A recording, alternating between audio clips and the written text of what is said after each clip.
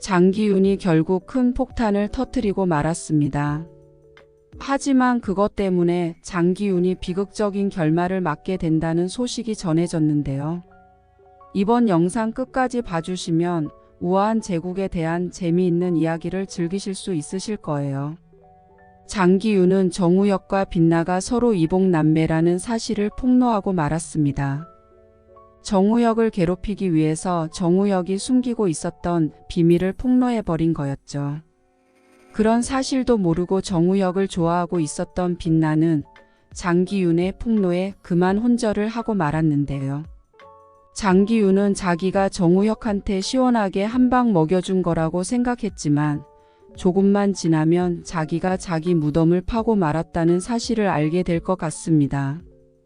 장기윤이 정우혁의 아버지가 양희찬이라는 것을 폭로한 것은 양희찬이랑 완전히 갈라서겠다는 의미였잖아요. 이어지는 예고편에서 양희찬은 장기윤한테 이를 갈고 있었습니다. 장기윤이 양희찬 등에 칼을 꽂으면 그 칼이 장기윤의 심장을 향해 되돌아갈 것이라고 다짐하고 있었는데요. 그때 양희찬의 모습을 보면 작은 USB를 들고 있는 것을 확인할 수 있어요. 양희찬이 들고 있는 USB의 정체가 무엇이었을까요? 그건 아마도 장기윤의 치부를 모두 모아놓은 비밀장부였던 것 같습니다.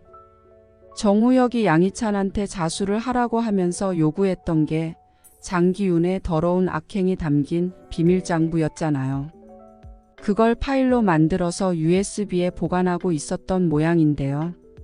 장기윤의 배신으로 인해 양희찬이 결국 그걸 꺼내들게 되는 모양입니다. 장기윤은 자기가 똑똑한 줄 알고 있었지만 하나만 알고 둘은 모르는 바보였죠.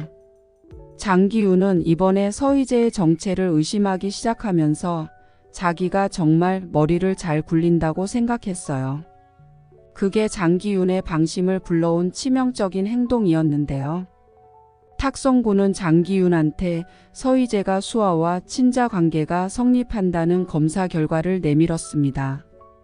그게 서희재의 정체를 확인시켜줄 가장 결정적인 증거였죠. 장기윤은 신주경이 살아있었다고 하면서 미친 듯이 웃기 시작했는데요. 탁성구마저 장기윤의 그런 모습에 깜짝 놀라고 말았습니다. 장기윤은 그때 죽은 사람이 신주경이 아니라 서희재라는 사실을 짐작하면서 아주 비열한 웃음을 지었는데요. 장기윤은 집에 돌아와서 서희재를 속이는 작업을 시작했습니다. 누군가 서재에 몰래 드나들고 자기 일을 방해하고 있다는 말부터 꺼냈는데요. 장기윤은 그게 서희재의 짓이라는 사실을 다 알고 있었으면서 일부러 서희재를 불안하게 만들기 위해서 그런 말을 했던 거였죠. 서희재는 긴장하면서 모른 척을 할 수밖에 없었습니다. 장기윤한테 복수를 하기 위해서 아직 정체를 들키면 안 되는 상황이었기 때문이었죠. 장기윤이 이미 자기 정체를 눈치챘다는 사실을 서희재는 까맣게 모르고 있었는데요. 장기윤은 서희재가 의심스러워서 미행을 붙였는데 자기 일을 방해한 사람은 서희재가 아닌 것으로 밝혀졌다고 했죠. 자기 일을 방해한 사람이 제클린이었고 그래서 제클린을 정신병원에 가뒀다고 둘러댔습니다. 그렇게 서희재를 계속 속일 생각이었던 건데요. 제클린을 정신병원에 가둔 일을 이렇게 써먹으면서 자기가 서희재를 완전히 가지고 놀 수 있다고 생각하고 있었어요. 서희재는 자기를 의심한 것이 서운하다고 말했는데요. 장기윤은 계속해서 서희재의 행동을 예측하고 있었습니다. 장기윤은 제클린과 서희재가 한편이라고 하면 제클린을 감옥에 보낸다는 말을 했을 때 서희재가 절대 동의하지 않을 거라고 예상했는데요. 거기다가 경찰에 신고를 하면 서희재의 정체가 신주경이라는 것이 밝혀질 위험이 있기 때문에 경찰에 신고하는 것만큼은 막을 거라 생각했습니다. 안타깝게도 서희재는 장기윤의 예상대로 움직이고 말았는데요. 제클린이 아버님 살아있다는 것을 알고 있기 때문에 경찰에 신고를 했다가 그런 사실이 드러나기라도 하면 곤란하다며 제클린을 경찰에 신고하는 것을 말리고 말았죠. 여기서 차라리 제클린을 경찰에 신고하라고 했어야 했어요. 서희재의 판단이 정말 아쉬운 순간이었는데요.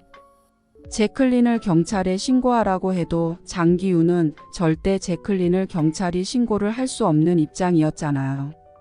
서희재의 입장에서는 제클린을 경찰에 신고하게 하는 것이 어딘지도 모를 정신병동에 갇혀 있는 제클린을 구해낼 절호의 찬스라는 점을 놓치고 말았습니다. 병원보다는 경찰에 있는 편이 서희재가 제클린을 구하기 훨씬 쉬웠을 텐데 말이죠. 하지만 이미 찬스는 떠나고 난 후였습니다. 생각해보면 제클린을 신고하는 것이 홍혜림과 탁성구를 한 방에 처리할 기회이기도 했어요. 홍혜림이 제클린을 정신병원에 강제 입원시킬 수 있었던 건 탁성구와 홍혜림이 직계가족인 것처럼 서류를 위조해서 저지른 짓이었잖아요. 만약 제클린을 경찰에 신고해버린다고 하면 제클린이 지금 입원해 있는 상황이 홍혜림과 탁성구의 서류 조작 때문이라는 사실 또한 밝혀지게 되는 거였습니다. 제클린을 입원시키기 위해서 가족관계 증명서를 위조한 두 사람은 공문서를 위조했다는 죄를 벗어날 수 없었을 텐데요. 하지만 자기 정체가 드러날 것이 두려운 서희재는 아쉽게도 그런 기회를 모두 놓쳐버리고 말았어요. 그뿐만 아니라 장기윤의 집에 들어올 때 가지고 들어왔던 돈까지 전부 장기윤한테 빼앗기고 말았는데요. 장기윤은 회사 사정이 어렵다고 하면서 돈을 잠깐만 빌리겠다고 했습니다. 하지만 장기윤은 서희재한테 돈을 다시 되돌려줄 생각이 없었죠. 오히려 더 큰 돈을 뜯어낸 다음에 서희재를 해치워버릴 생각이었는데요. 그러나 그런 일이 벌어지기 전에 장기윤이 몰락하고 말 것 같습니다. 양희찬은 자기와 정우혁한테 비수를 꽂은 장기윤을 결코 용서하지 않을 생각이었어요. 그래서 비리 장부를 폭로하겠다는 미끼로 장기윤을 불러내 아무도 모르게 제거해버릴 생각을 했는데요. 비정한 양희찬은 장기윤의 비리를 폭로하는 대신 장기윤을 죽여버리고 자기가 장기윤의 사업을 모두 독차지할 생각을 하고 있었습니다. 하지만 그건 양희찬의 착각이었죠.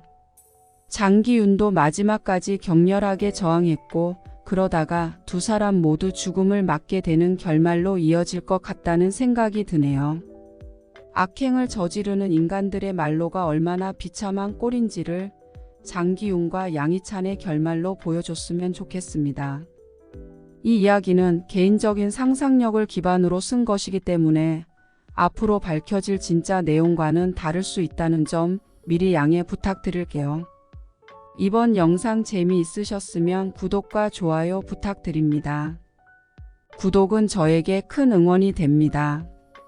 오늘도 시청해 주셔서 감사합니다.